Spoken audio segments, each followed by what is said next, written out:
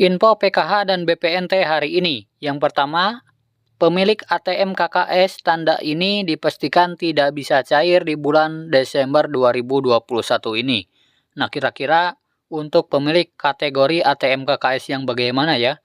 Yang tidak akan cair di bulan Desember ini. Kemudian yang kedua, ada informasi jadwal pencairan PKH tahun 2022 tahap yang pertama. Nah, kira-kira kapan ya jadwal pencairan PKH di tahun 2022 tahap yang pertama? Simak terus. Nah, oke teman-teman, di sini ada informasi penting ya teman-teman untuk para KPM PKH maupun BPNT. Nah, semoga bisa buat KPM paham dan bisa bersabar ya, serta memiliki segi pemikiran yang positif, terutama yang belum cair-cair.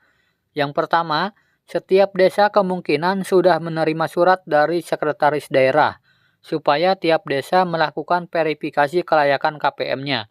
Sehingga nantinya hasil verifikasi tersebut, pihak desa bisa menentukan layak tidaknya KPM tersebut ya, dengan koordinasi pendamping. Nah, baik itu PKH maupun BPNT. Sebab data hasilnya tinggal diupdate lewat operator DTKS desa lewat sistem 6NG.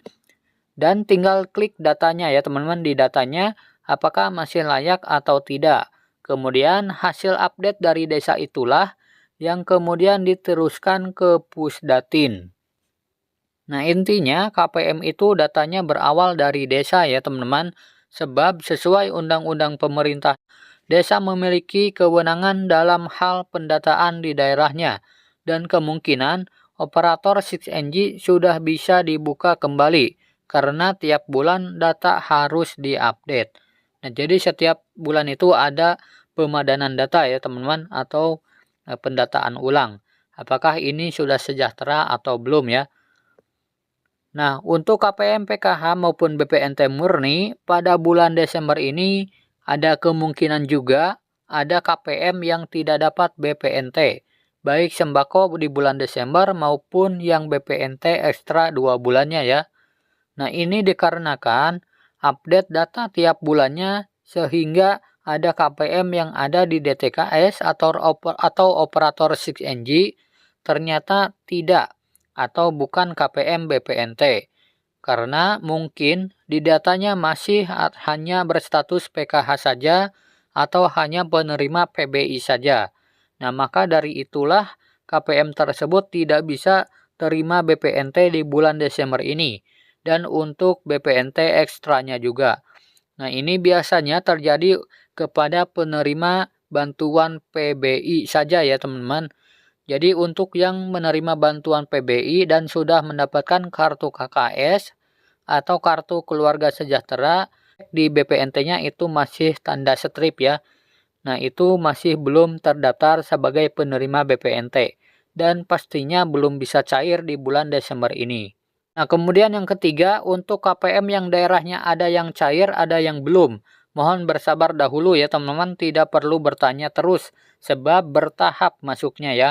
Nah, jadi untuk yang sudah terdaftar sebagai penerima BPNT dan belum cair BPNT ekstranya maupun BPNT bulan Desembernya, silakan ditunggu ya teman-teman, secara bertahap ini masuknya ya, atau pencairannya itu secara bertahap.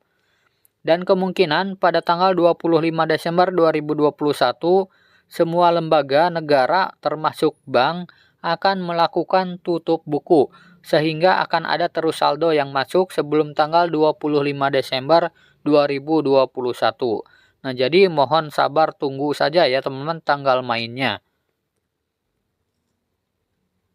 Nah, kemudian yang keempat, untuk KPM yang sudah ada saldo BPNT-nya maupun PKH, mohon diingat segera lakukan transaksi ya sebelum tanggal 31 Desember 2021 supaya tidak kembali ke kas negara bantuannya. Nah, jadi untuk para KPM PKH maupun BPNT yang sudah ada saldo masuk, segera transaksikan ya teman-teman sebelum tanggal 31 Desember 2021. Karena jika tidak ditransaksikan, maka akan ditarik lagi ke kas negara. Nah, berikut ini wacana untuk tahun 2022, di mana untuk bantuan sosial PKH ya teman-teman. Nah, jadi ada penjadwalan pencairan PKH di tahun 2022 dan menurut rencananya dijadwalkan sebagai berikut untuk tahun 2022. Tahap yang pertama akan dicairkan di bulan Januari. Kemudian tahap yang kedua akan dicairkan di bulan April. Kemudian tahap yang ketiga dicairkan di bulan Juli. Dan tahap yang keempat dicairkan bulan Oktober 2022. Nah, jadi sudah sesuai dengan rencana sama di tahun 2021 kemarin ya. Nah, semoga pada tahun 2022 nanti tidak ada yang namanya mengalami kendala ya teman-teman, sehingga sesuai jadwal penyalurannya. Sementara untuk aturan baru PKH di tahun 2022 mendatang adalah setiap satu keluarga penerima manfaat PKH maksimal hanya 4 orang saja, tidak boleh lebih ya teman-teman. Nah, misalkan untuk komponen balita ya teman-teman. Nah, dibatasi maksimal 2 anak atau 2 balita saja yang mendapatkan PKH. Jadi untuk para KPM PKH yang memiliki anak balita bisa dua-duanya mendapatkan bantuan PKH balita ya. Nah, begitu juga untuk ibu hamil dibatasi hanya kehamilan kedua sebesar Rp750.000. Nah, ini adalah satu orangnya ya. Rp750.000 itu satu orangnya. Begitu juga untuk yang balita. Nah, kemudian anak SD dibatasi maksimal 2 anak. Nah, jadi untuk anak SD juga sama ya. Jika memiliki anak SD 2, maka dua-duanya bisa mendapatkan. Dan satu orangnya itu mendapatkan Rp225.000 per tahap. Kemudian untuk anak SMP dibatasi maksimal 2 anak juga ya. Kemudian per tahapnya ini mendapatkan Rp375.000 per satu orang ya. Kemudian untuk anak SMA juga dibatasi maksimal 2 anak sebesar Rp500.000 per orang ya per tahapnya. Dan untuk lansia 70 tahun ke atas dibatasi maksimal 1 orang saja sebesar Rp600.000 per tahap. Kemudian disabilitas berat dibatasi maksimal 1 orang saja sebesar Rp600.000 ya teman-teman per tahapnya.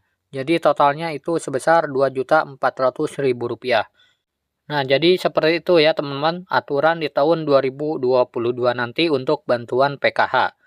Nah, semoga video ini bermanfaat. Sampai jumpa di video selanjutnya. Wassalamualaikum warahmatullahi wabarakatuh.